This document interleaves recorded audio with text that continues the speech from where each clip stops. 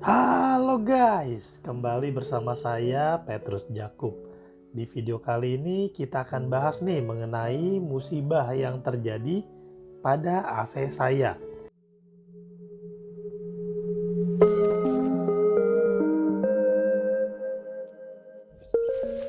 Nah teman-teman, seperti yang teman-teman lihat ini AC saya mereknya Daikin yang inverter. Sebentar saya kasih lihat detailnya. Nah ini guys, AC saya tipenya ini di bodi samping. Sorry kalau agak gelap, semoga kebaca ya. Yang pasti ini inverter setengah PK. Nah biar lebih jelas saya kasih lihat ini modelnya. Kelihatan guys? Nah ini modelnya, aduh agak ngeblur nih.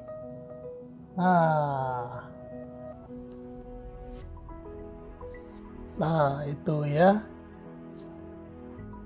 Jadi musibah ini terjadi di akhir Desember 2022. AC saya posisinya di kamar, setengah PK inverter. Tiba-tiba AC saya ini tidak berfungsi.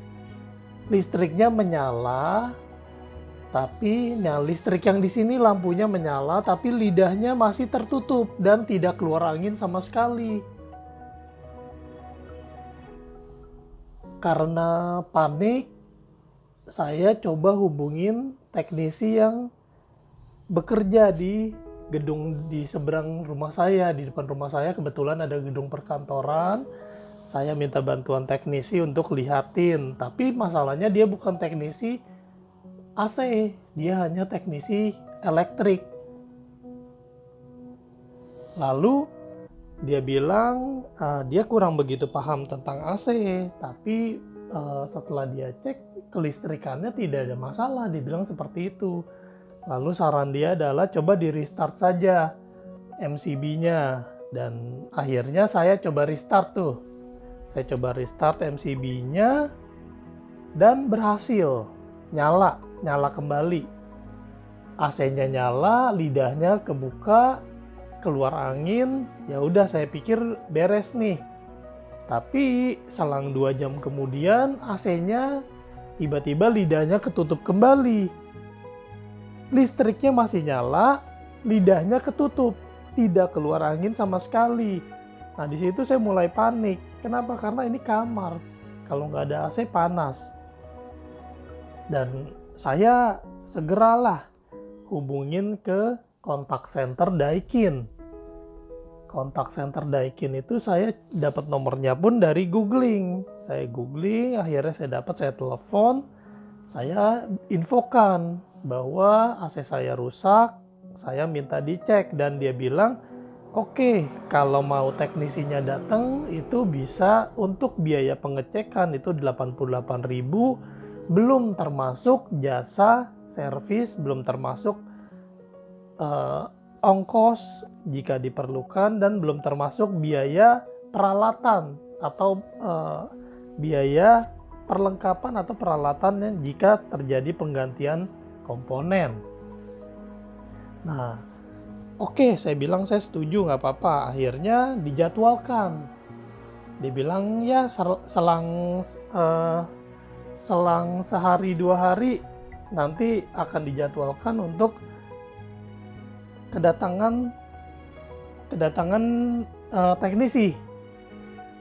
Lalu saya bilang, boleh tolong nggak diusahakan besok saja. Jadi akhirnya karena saya nge-push, akhirnya dalam 1 hari, jadi besoknya langsung datang teknisi. Teknisi datang, dia cek. Oh sorry, saya lupa, sebelum saya panggil teknisi dari Daikin itu ternyata saya sempat panggil teknisi kenalan dari seorang tukang bubur. Jadi di depan rumah saya ada tukang bubur. Setelah saya hubungin sama si teknisi gedung, saya tanya ya biasalah ya, tanya sama tetangga-tetangga, termasuk tanya sama si tukang bubur, dan sama tukang buburnya dia bilang tetangga dia ada yang teknisi AC. Nah di sana saya minta bantuan teknisi AC untuk ngecek, dan sama teknisi AC si temennya tukang bubur itu dibilang setelah dia cek, wah ini Pak PCB-nya kena, dia bilang PCB outdoor-nya kena. Nah tapi masalahnya dia bilang dia nggak bisa, dia bisa bantu, tapi dia bilang coba dicek dulu aja Pak masih garansi apa enggak. Kalau garansi kan lumayan ya, nggak kena biaya, dia bilang gitu. Wah bahaya juga ya, saya dalam hati mikir begitu. Nah lalu baru saya hubungin itu teknisi dari Daikinnya itu, dan saya buru-buru nyari kartu garansi. Saya nyari kartu garansi, ketemu kartu garansinya. Nah terus saya cari data pembelian saya. Nah itulah salahnya saya ya. Jadi teman-teman, pelajarannya adalah kita harus simpan nih. Kita harus simpan data pembelian, nota pembelian, sama kartu garansi, dicatat lah tanggal pembeliannya. Saya lihat nota pembelian, saya pikir oh aman lah, masih punya nih nota pembelian karena saya belinya di online. Sama customer service Daikin ditanya, masih garansi Pak? Saya bilang masih Bu. Ini masih garansi, ya udah teknisi tolong datang. Dan begitu teknisi datang, yang pertama dia minta adalah, Pak ada nota pembeliannya gak? Biar dicek dulu masih garansi apa enggak. Lalu saya buru-buru cari arsipnya, lalu saya kasih lihat ke dia nih pembeliannya. Lalu dia bilang, Pak ini udah gak garansi, udah lewat dari 3 tahun. Waduh, di situ saya hitung-hitung, oh iya bener banget. Karena pembeliannya itu 3 tahun 1 bulan dari Desember 2022. Jadi saya belinya di bulan November 2019. Waduh, lewat 1 bulan udah gak garansi. Jadi saya harus membayar biayanya. Dan begitu dicek sama teknisi Daikin, dibilang ini kena PCB outdoor. Jadi diagnosanya sama nih sama si teknisi tukang bubur. Dia bilang PCB outdoor yang kena. Oke, saya bilang oke deh, nggak apa-apa, tolong dibantu servis. Dia bilang kita nggak bisa servis Pak, kita bisanya ganti komponen baru. Waduh, di situ saya bingung. Masa harus ganti komponen, nggak bisa diservis aja? Dia bilang nggak bisa Pak. Jadi ini gimana? Mau kita kerjain atau hanya pengecekan aja? Terus saya mikir, saya nanya, ya udah kalau ganti komponen berapa nih? Dihitung sama dia, dibikinin notanya, dibilang komponennya aja itu harganya 2 juta something. 1.900.000 kalau nggak salah, atau berapa, pokoknya 2 juta lah, 2 juta ditambah ongkos pengecekan 88.000. Saya bilang kalau nggak gini deh, ini saya bayar pengecekannya dulu aja, untuk komponennya nanti aja. Saya punya teknisi yang bisa bantu, saya bilang gitu. Ya udah, pulang tuh si tukang servis dari Daikin resminya. Lalu kemudian saya hubungin lah si teknisi tukang bubur, teknisi kenalan tukang bubur. Sama si teknisi dibilang, ya udah Pak, kita coba cek dulu apakah bisa diservis apa enggak. Dicabutlah PCB-nya tuh. Nah ini sebentar saya kasih lihat. PCB-nya ini penampakannya seperti ini teman-teman. Jadi ini adalah komponen yang ada di mesin outdoor-nya AC Daikin. Nah ini PCB saya nih, original dari mesin outdoor Daikin. Dan setelah dicek sama si teknisi tersebut, dia bilang, Pak, ini saya nggak bisa servis karena yang kena adalah IC-nya.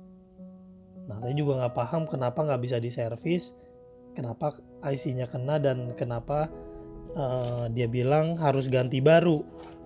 Jadi Kalau saya cek dia udah solder di bagian sini nih. Nah, bagian sini kapasitor nih setahu saya nih. Lalu IC itu di sini. Nah, dia bilang ini nggak bisa nih kalau di servis, harus ganti baru. Saya bilang ini ganti seluruh komponen nih. Iya, dia bilang. Nah, saya tanya, ya udah kalau mau ganti komponen berapa? Dia bilang kalau ini barang sih harus beli. Kalau mau ya pergi cari bareng dia atau mungkin dia yang cariin. Nah, karena saya udah biasa belanja online, saya carilah di Tokopedia. Di Tokopedia ternyata banyak yang jual, tapi ternyata banyak juga yang jual yang bekas.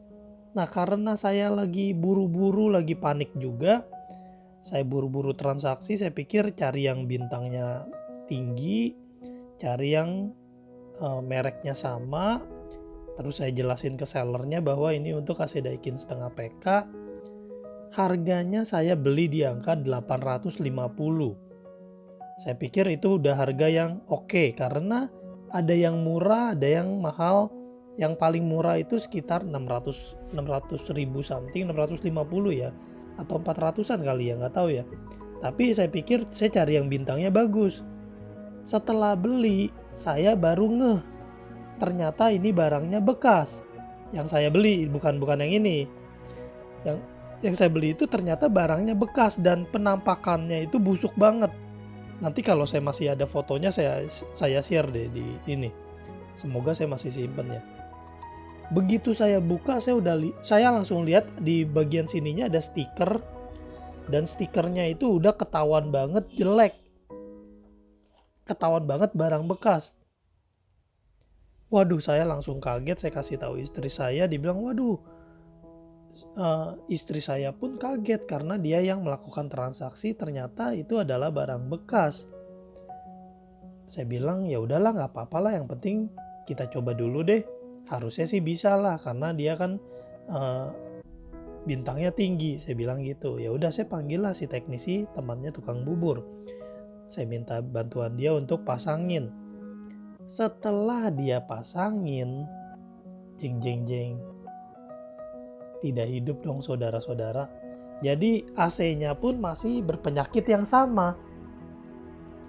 Tidak bisa keluar angin, lidahnya masih ketutup. Di bagian lampu nyala, di sini nih lampunya nyala tapi lidahnya masih ketutup.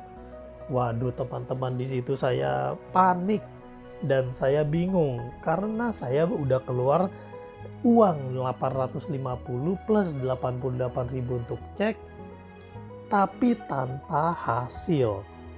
Nah teman-teman gimana kalau di posisi saya? Ya komplain dong ya, bener gak ke tokonya? Saya komplain ke tokonya. Dan teman-teman bisa melihat di chat saya, semoga saya masih ada screenshot chatnya. Si seller malah senyum. Waduh, di situ saya gondok segondok-gondoknya. Kok saya bilang ininya barangnya rusak, dia malah kasih emoticon senyum. Dia bilang nggak mungkin rusak karena udah dicek sama dia. Diceknya udah sampai 5 jam lebih, dia bilang. Yang salah adalah teknisi yang masang kali. Si sellernya ngomong begitu. Terus saya bilang gak mungkin, ini teknisinya berpengalaman, teknisinya memang teknisi AC, ngerti. Dan karena saya termakan sama omongannya dia, akhirnya saya coba cari teknisi lain untuk pasang PCB-nya. Dan teknisi yang lain pun hasilnya sama persis. Jadi yang rusak adalah PCB outdoornya, kata si teknisi yang kedua. Nah di situ saya gondok, saya jadi komplain. Saya minta ditukar, tapi kata istri saya jangan ditukar, dikembalikan aja, kembalikan uang aja karena ini barang rusak dan kita nggak mau barang bekas. Kita maunya barang baru. Buat apa barang bekas nyala tapi hanya bertahan beberapa bulan. Nah, Akhirnya saya komplain, dibilang ya udah kirim balik aja barangnya, nanti diproses, kata si seller begitu. Ya udah, saya kirim balik barangnya. Saya ajukan komplain di Tokopedia dan pihak Tokopedia mengirimkan kurir untuk retur barang. Barang dijemput, lalu barang diterima sama seller. Sama seller dia bilang, ini bukan barang saya. Waduh, bener-bener nih, saya bener-bener dapat cobaan yang berat banget. Si seller bilang ini bukan barang dia, saya bingung harus gimana. Jelas-jelas itu barang dia. Dan seller nggak mau selesaikan proses refundnya, proses pengembalian barangnya, proses komplainnya. Saya ajukanlah komplain ke Tokopedia di pusat resolusi. Nah ini teman-teman harap jadi perhatian karena saya lihat di toko dia banyak sekali bintang satunya juga. Jadi ada banyak bintang 5 dan tapi ada juga bintang 1. Bintang 1 itu artinya pembeli sudah menerima barang dan bisa memberikan testimonial, dibilang barangnya rusak. Nah buat yang menerima barang rusak, buru-buru komplain dan buru-buru kembalikan karena masih bisa diselamatkan dan Anda bisa kembali. Jadi saya lakukan pusat resolusi, saya komplain, saya ceritakan, sama Tokopedia diminta video unboxing dan video proses boxing saat pengembalian barang. Nah di sini saya miss teman-teman, saya pikir saya mau buru-buru, jadinya saya nggak sempat bikin video ataupun foto. Sedangkan dibutuhkan, waduh, pusing 7 keliling teman-teman. Dana saya tertahan, jadi ini masalahnya semakin bertumpuk. AC rusak, jadi masalah PCB. PCB-nya mesti beli barangnya dan dana saya ketahan. Jadi ya cobaan ya, kita sebutnya tantangan aja ya. Karena kalau kita bisa melewati ini, kita bisa naik level. Akhirnya si seller bilang, tolong fotoin PCB yang di rumah. Terus kata istri saya jangan, karena indikasinya ini penipuan, dibilang begitu. Ya udah, saya nggak mau fotoin, saya cuman lapor ke Tokopedia, saya ceritakan bahwa ada indikasi penipuan oleh si toko ini karena jelas-jelas itu adalah barang dia. Tapi dia bilang yang diterima bukan barang dia. Jadi kalau misalnya dia bersikeras, maka dia akan menerima pengembalian dana dari asuransi dan pengembalian dari Tokopedia, dan saya akan menerima pengembalian dana dari asuransi. Kalau ada asuransi, masalahnya asuransi yang di barang tersebut hanya asuransi pengiriman. Nah setelah saya komplain segala macam di Tokopedia, mungkin saya nggak tahu bagaimana, akhirnya mungkin si sellernya panik atau gimana, karena di situ saya benar-benar menceritakan secara detail dan menceritakan keseluruhan ceritanya ke pusat resolusi, dan pada akhirnya si seller menekan tombol selesaikan konfirmasi dan bersyukur dana saya kembali. Akhirnya saya memutuskan untuk membeli PCB yang original dari Daikin. Waduh, harganya 2 juta teman-teman. Ini harga AC-nya ini saya beli di angka 5,5 juta kalau nggak salah ya. Tapi begitu rusak harus diservis dengan biaya PCB 2 juta, belum termasuk biaya untuk teknisi yang bongkar pasang. Teknisi bongkar pasangnya itu 300 ribuan lebih. Nah belum termasuk yang tadi tuh biaya di awal-awal. Jadi jujur saya nggak paham kenapa AC saya bisa kena nih PCB outdoornya nih.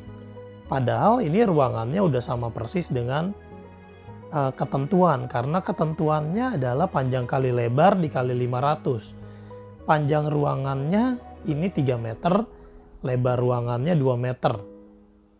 3 kali 5 itu 3 kali 2 itu 6. 6 kali 500 itu 3000. 3000 itu masih masuk di dalam kapasitas BTU-nya AC setengah PK. Nah teman-teman, ada yang tahu gak kenapa sih PCB saya ini bisa rusak?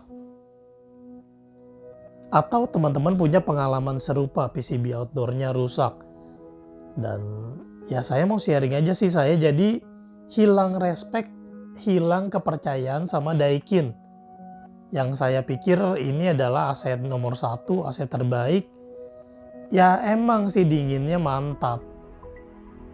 Tapi kalau harus mengalami kejadian seperti ini dan biaya komponennya mahal sekali, saya jadi berpikir 2 kali nih untuk ambil produk yang sama. Karena saya jujur lagi cari AC juga nih. Teman-teman punya gak sih rekomendasi AC yang bandel tapi hemat listrik dan irit dan dingin? Jadi banyak maunya juga ya. Dan ya jujur sih ini AC bikin saya galau sih. Ya itu sih unek-uneknya saya. Semoga teman-teman bisa mendapatkan sesuatu ya dari video saya ini. Kalau teman-teman mau komen boleh banget. Tapi ini saya baru lihat ternyata dia punya EER ini, IIR ini tinggi sekali ya. 15 ya. Oke teman-teman, segitu aja sharing dari saya. Semoga bermanfaat ya. Sampai jumpa di video lainnya. Saya Petrus Jakub. Tuhan memberkati.